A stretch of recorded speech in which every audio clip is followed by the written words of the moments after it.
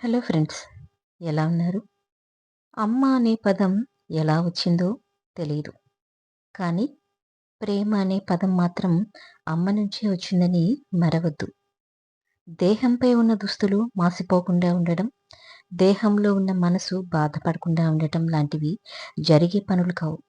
ఎలా అయితే దుస్తులను శుభ్రపరుస్తామో మనసు కూడా మళ్ళీ మెల్లగా సరిదిద్దుకోవాలి. అప్పుడే జీవితం ఆనందమయంగా ఉంటుంది. ఒక అద్భుత సందేశం చెప్పనా? పుట్టుక ఇతరులిచ్చారు. పేరు ఇతరులే పెట్టారు. చదువు ఇతరులే చెప్పారు. సంపాదన అది కూడా ఇతరులు ఇచ్చినదే. గౌరవం ఇతరులే ఇచ్చారు. మొదటి స్నానం ఇతరులే చేయించారు. ఆఖరి స్నానం కూడా ఇతరులే చేయిస్తున్నారు. అంత్యక్రియలు ఇతరులే చేయిస్తారు. మరణానంతరం నీ వస్తువులు, నీ ఆస్తి కూడా ఇతరులే తీసుకుంటారు. మరి ఎందుకు నేను, నాది అన్న అహంకారం చెప్పు? అహం వీడితే పెరుగుతుంది సహకారం. ఒకటి గుర్తుంచుకో, తేనెలో ముంచిన వేప తన తత్వాన్ని కోల్పోలేదు. పాముకి ఎన్ని పాలు పోసినా విషం మాత్రం తగ్గిపోదు. అలాగే మనసులో చెడు ఆలోచన నింపుకొని అనునిత్యం గంగా స్నానం చేసిన వారిలోని మలినాలు తొలగిపోవు. చెడు గుణం కూడా మారిపోదు. తలరాతని ఎప్పుడూ కూడా నిందించుకో.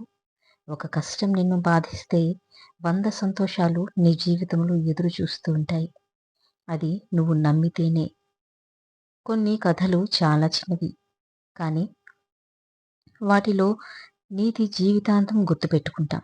కొందరి పరిచయం, కొందరు పంచిన అనుభవం, కొందరి మధ్య అనుబంధం, కొందరి స్నేహం కూడా అంతే. సముద్రాన్ని వదిలేసి ఎక్కడికో వెళ్ళిపోదామని కెరటాలు అహర్నిశలు ఆరాటపడుతూ ఉంటాయి. కానీ సముద్రం తన గర్భంలోకి లాగేసుకుంటుంది. మనిషి కూడా అంతే. అన్నీ వదిలేసి పారిపోదాం అనుకుంటాడు. కానీ బంధాలు, బాధ్యతలు మనిషిని వెళ్ళనివ్వకుండా గట్టిగా కట్టిపడేస్తూ ఉంటాయి. నిన్ను తక్కువ చేసి మాట్లాడినప్పుడు మౌనంగా ఉండడం, తిట్టినప్పుడు కోపాన్ని చూపించకుండా ఉండటం, పొగిడినప్పుడు గర్వంతో విర్రవీగకుండా ఉండటం నేర్చుకో. నువ్వు నేర్చుకున్న ప్రతిదీ నిన్ను ఒక్కొక్క మెట్టుకే చేరుస్తాయి తప్ప ఎప్పుడూ నిన్ను దిగదార్చవని గుర్తుంచుకో. మాటలు మాట్లాడేటప్పుడు చాలా జాగ్రత్తగా మాట్లాడాలి. మాటల చేత దేవతలు మనల్ని చేసి వరములిస్తారు.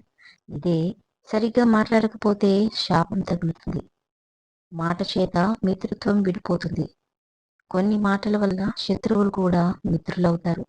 మాట చేత శత్రువైన వాడు కత్తి కింద విడిచి వచ్చి కౌగిలించుకుంటాడు. మాట అనేది చాలా శక్తివంతమైనది.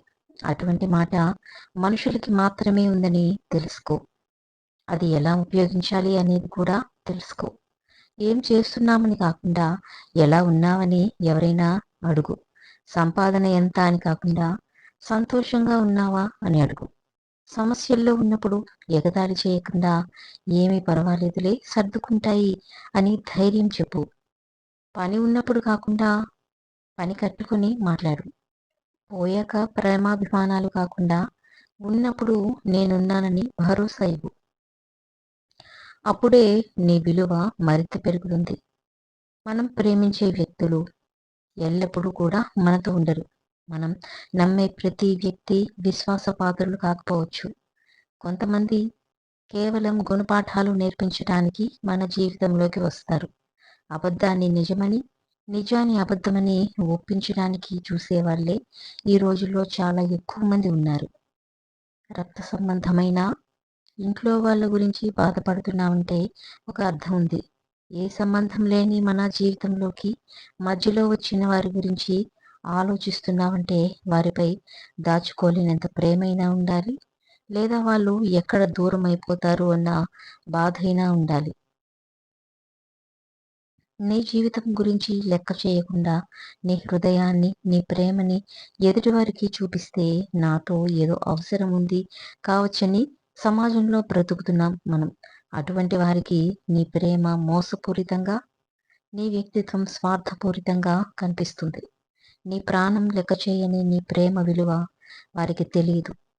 అటువంటి వారికి విలువనిచ్చి మాట్లాడి నీ విలువైన స్వచ్ఛమైన ప్రేమను, సమయాన్ని పంచుకొని వృధా చేసుకోకు.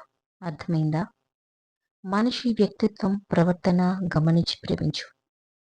కలిసి బ్రతకలేకపోయినా అది మది గదిలో ఒక మధురమైన జ్ఞాపకమై మిగులుతుంది. చివరి శ్వాస వరకు మోహపు మాటలు విని ప్రేమలో పడుకు. అది పడక వరకు చేరిన తర్వాత పక్కలో బల్లమే గుచ్చుకుంటుంది. నువ్వు చచ్చేంత వరకు కూడా గుర్తుపెట్టుకో, మనకు ఇష్టమైన వాళ్ళు మనతో మాట్లాడాలి, మనతో ఉండాలి అనుకోవడం తప్పు కాదు. మనతో మాత్రమే ఉండాలి, మనతో మాత్రమే మాట్లాడాలి అనుకోవడం మాత్రం సరికాదు. వాళ్లకు ఇష్టాయిష్టాలు ఉంటాయని గుర్తుంచుకోవాలి, వారిని గౌరవించాలి. అప్పుడే ఆ బంధం 10 కాలాల పాటు చల్లగా ఉంటుంది. కష్టం అనేది కన్నీరునే కాదు, నిజాలను కూడా బయటకు రప్పిస్తుంది. దాపరికాలు ముసుగును తొలగిస్తుంది, వాస్తవాలను వెలుగుని చూసేలా చేస్తుంది. కష్టం కూడా ఒక మంచి స్నేహితుడే. నీలోని ధైర్యాన్ని, నీ సామర్థ్యాన్ని నీకు తెలియజేస్తుంది. నీ భవిష్యత్తుకు గమ్యాన్ని వెతికేలా కష్టం నీకు గుర్తు చేస్తుంది. కష్టానికి భయపడితే బ్రతుకు నాశనమైపోతుంది. కష్టాన్ని సవాలుగా తీసుకుంటే నీవే ఒక సందేశం, నువ్వే ఒక ఆదర్శం అవుతావు. పుట్టేటప్పుడు ఏదో సాధించాలని పిడికిలి బిగించి మరీ ప్రాణం పోసుకుంటాం. పోయేటప్పుడు సాధించింది ఏమీ కూడా తీసుకుపోలేదని అరచేతిని ఆకాశానికి చూపించే ప్రాణాలు వదిలేస్తాం. జీవితంలో ఏది కూడా శాశ్వతం కాదు. నీ సంపద, కీర్తి, బంధాలు, చివరికి నీ శరీరం కూడా నువ్వు చేసిన మంచి తప్ప ఏది కూడా శాశ్వతం కాదు. పడి ఉన్న శవాన్ని చూసి భయాన్ని మర్చిపోయి ఎప్పటికైనా సరే చావు తప్పదని గ్రహించు. కాలిపోయే శరీరాన్ని చూసి గ్రహించు, అందం ఎప్పుడు కూడా శాశ్వతం కాదు. చితి కాలుతుంటే వెనక్కి తిరిగి వచ్చే బంధువులను చూసి గ్రహించు, మరణంలో ఎవరు తోడురారు అని.